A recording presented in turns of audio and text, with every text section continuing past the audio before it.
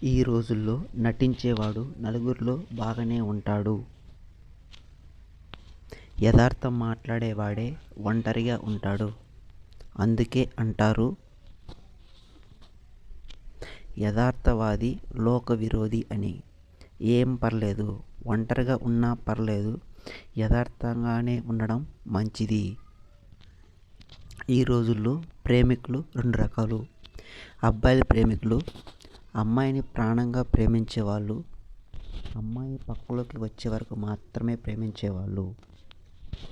అమ్మాయి ప్రేమికులు, ప్రేమించిన వాడిని పిచ్చిగా ప్రేమించేవాళ్ళు, ప్రేమించిన వాడిని పిచ్చోడిని చేసేవాళ్ళు.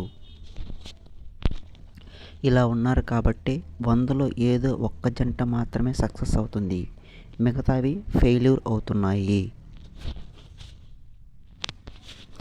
జీవితంలో ఏది కోల్పోయినా ఎక్కువగా బాధపడకు.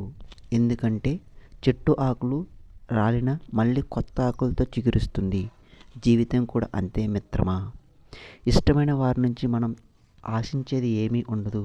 వీలైతే కొంచెం ప్రేమ, కాసంత సమయం మాత్రమే.